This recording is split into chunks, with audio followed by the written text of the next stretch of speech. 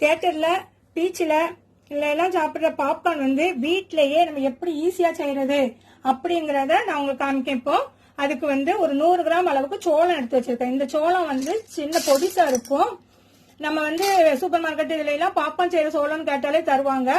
இப்ப இது பருஞ்சோளம் வந்து சத்து மாவு எல்லாம் அரைக்கிறது பருஞ்சோளம். அந்த சோளம் பரிசா இருக்கே நம்ம வாங்கினோம்னா சரியா வந்து பொரியாது. இப்படி பொடி சோளமா வாங்கிக்கிடணும். அதுக்கு தேவையான அளவுக்கு ஒரு 3 ஸ்பூன் அளவுக்கு எண்ணெய் எடுத்திருக்கேன். அப்புறம் கொஞ்சோன்னு பட்டர் எடுத்திருக்கேன். பட்டர் வந்து நமக்கு ஆப்ஷன் தான், பட்டர் போடணும்னு அவசியம் இல்லை.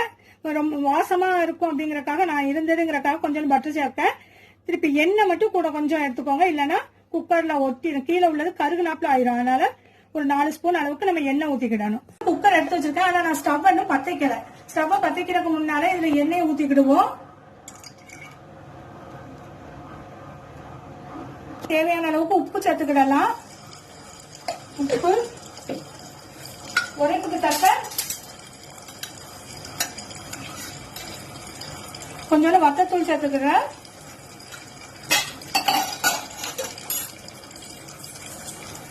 கொஞ்சம் வத்தத்தூள், அப்புறம் கொஞ்சோண்டு மஞ்சள் தூள். இவ்வளவு ஸ்டவ் பத்திக்கிறதுக்கு முன்னாலே போட்டுக்கிட்டு ஒரு கரண்டியால இதை வந்து நல்லா மிக்ஸ் பண்ணி விட்டுக்கலாம். மிக்ஸ் பண்ணி விட்டுட்டு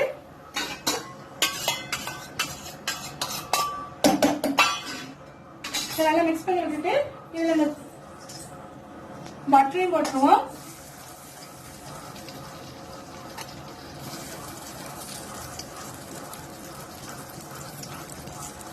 குக்கர்ல தண்ணி இருந்ததுன்னு கொஞ்சம் லேட்டா காய வச்சனால இந்த குக்கர் சூடு பதமா இருந்தது.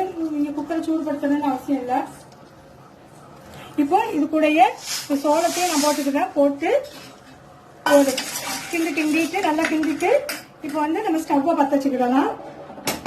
இந்த எண்ணெயில வந்து நல்லா ஹை ஸ்பீட்லயே வச்சுக்கோங்க. நல்லா ஒரு கிண்டி நல்லா கிண்டி வச்சுட்டு கொஞ்சம் இந்த எண்ணெய் ஹீட் ஆன பிறகு குக்கர் கேஸ்கட் இருக்கட்டும், ஆனா வெயிட் போட வேண்டாம். குக்கர் அப்படியே மூடி வச்சிருவோம். இந்த பொரியிற சத்தம் கேட்க பாருங்க, இது மேல வெயிட் போட வேண்டிய அவசியம் இல்லை.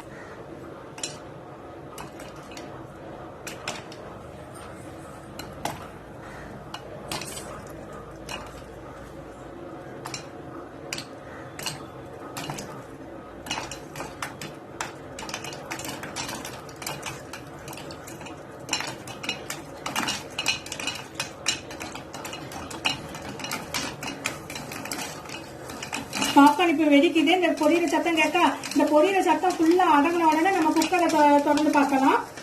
பார்த்தா எல்லாமே பொரிஞ்சிருக்கும்.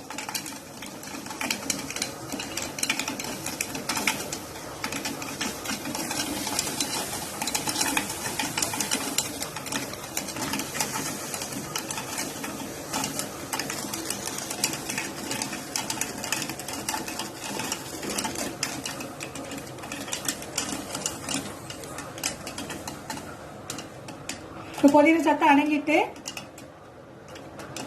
சத்தம் அடங்கிட்டு சத்தம் நின்றுட்டா நம்ம இப்ப வந்து இந்த குக்கரை வந்து மூடிய திறந்து பார்க்கலாம். பாத்தீங்களா எவ்வளவு வந்துருக்குன்னு பாத்தீங்களா? எவ்வளோ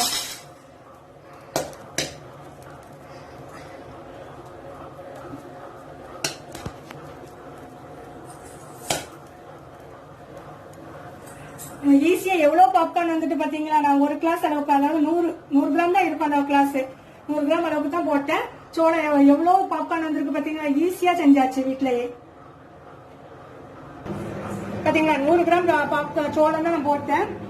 நமக்கு எவ்வளவு பாப்கார்ன் ஈஸியா கிடைச்சிச்சு பாத்தீங்களா? வீட்லயே ஹைஜீனிக்கா ஃப்ரெஷ்ஷா நம்ம வீட்டுல செஞ்சு சாப்பிடலாம்.